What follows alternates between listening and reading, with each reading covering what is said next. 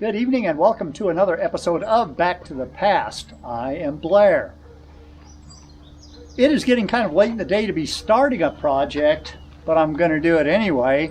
It's been kind of really warm and humid the last couple of days and supposed to be for the next week. You know Gabby, this is a neighbor's dog that comes over to play with Gabby every once in a while.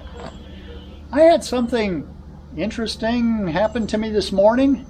I was using the sawmill, and in using the sawmill, I use these dogs to hold the logs in place. Well, as I was picking one up, and these boards were scattered out to about here somewhere. As I was picking one of these up, I noticed some movement right here, and I got out the flashlight, got to looking, and it was a copperhead snake. Now, in general, I like snakes, but I don't like all snakes. If they bite me and I need to go to see the doctor, they're not my friend. They're going to die. So I went, got my shotgun, loaded it, and I'm not going to recommend shooting toward your house from essentially point blank range. Actually, I stood back about 10 feet.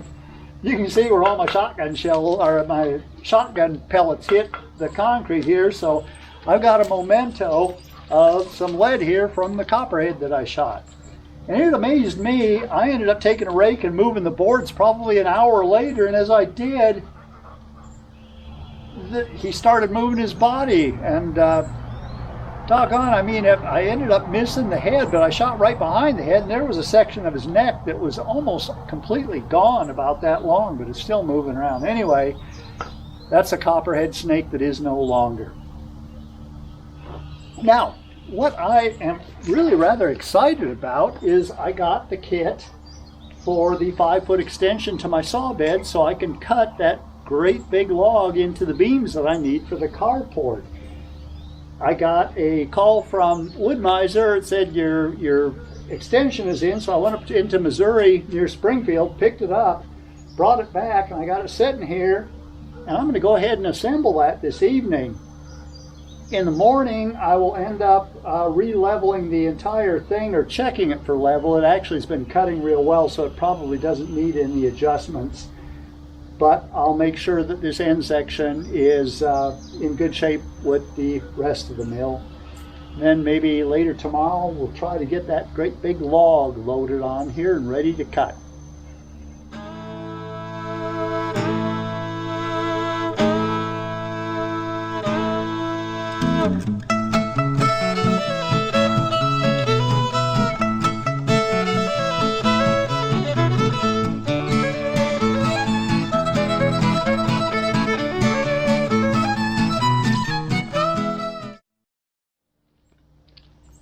What I will do is to go ahead and assemble the section right here and then kind of level things up, but put it together and actually connect it with the existing after this is all put together. I'm not going to tighten any of the nuts until actually the whole thing is done.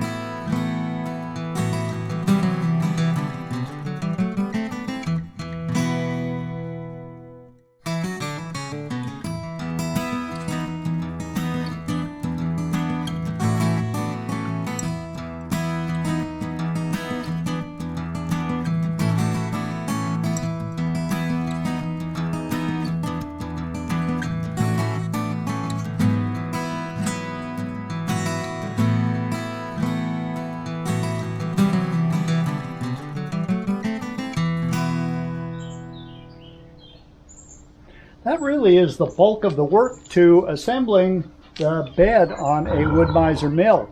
Now you pay a lot. Gabby's being irritated by the pup. You pay up. Gab, go somewhere. Go. That has the bulk of the work done on extending this bed. Really, everything is pretty easy to assemble. You pay a lot for a Woodmizer mill and its parts, but really they outthink everything. It's pretty simple assembly for just about anyone. It doesn't take all that long. Probably took me less than an hour to put this together. There are some things that I still need to do. I need to string line the two edges, and then I may need to adjust that diagonal brace in order to have it straight with the rest of the mill. That's not a big deal. And then I'm going to have to bring in just a little more gravel. I haven't got quite enough gravel there to do this. So in order to bring those adjustment bolts up to where they need to be, I need just a little more gravel in there.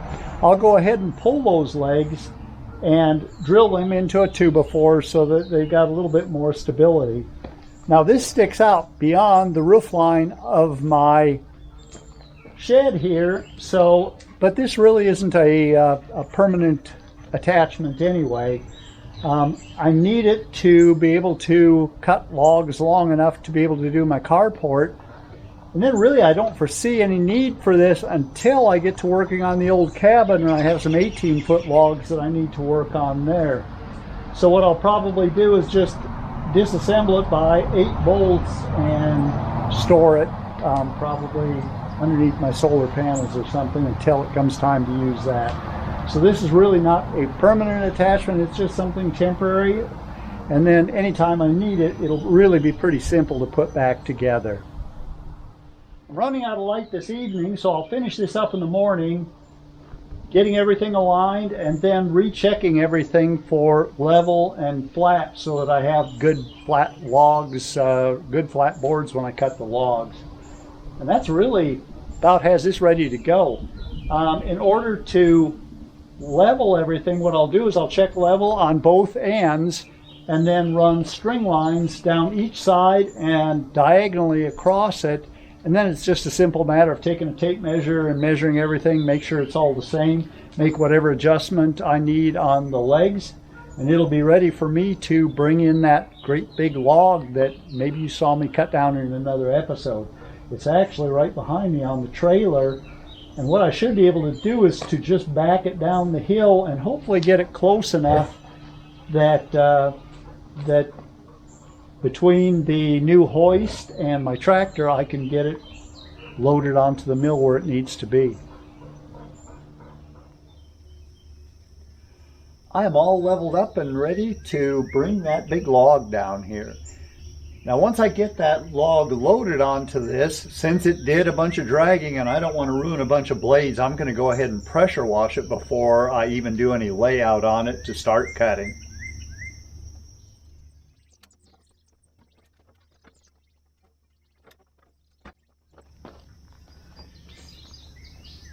I've had more difficulty than I thought I would in moving this A-frame gantry. I found that it's a whole lot easier to pull than it is to push, or at least to control its direction of travel. It's really tough to do pushing it, but pulling it is actually pretty easy. I think I've got that trailer back in just about as far as I can, so the rest of it's going to be up to the tractor and my little A-frame crane here to be able to get it in place. Now when I cut it down, or when I cut that section off, I cut it off at about 23 feet. It may be just a little over, just a little less than that, but 22.6 is as long as this bed will handle. So I need to cut just a little off the end. Now, this has been cut down for about a month, and you wouldn't think that there'd be much drying going on, and realistically there probably hasn't been a lot. But I think there's been some, because when I loaded this, I had a devil of a time getting one end lifted high enough to get it onto the trailer. And then when I went to moving it around and getting my winch unhooked a couple weeks ago, it ended up that I could lift up one end. So what I'm going to do first is to go ahead and lop off about 9 inches off the end of that to where it's short enough that my sawmill will handle it, and every pound that I can get off of it really will help.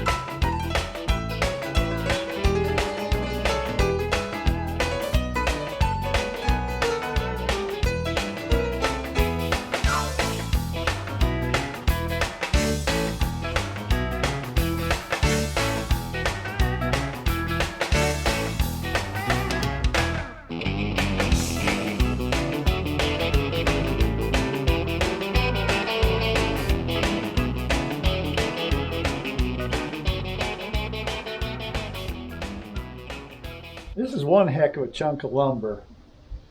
I'm wondering if this isn't probably the biggest thing that was ever or will be ever cut on that Woodmizer LX 25.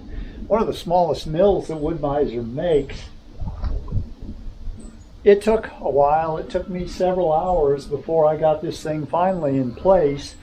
You saw me do a lot of it, and there was a lot of back and forth, a little bit at a time, a little this way, a little that way, back and forth between the A-frame hoist and my tractor.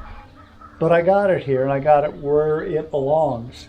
Now this is I measured it 22 foot 4 inches in length, and with this bed extension, 22.6 is the maximum. So this has to be pretty precisely put in place in order for this mill to be able to cut it.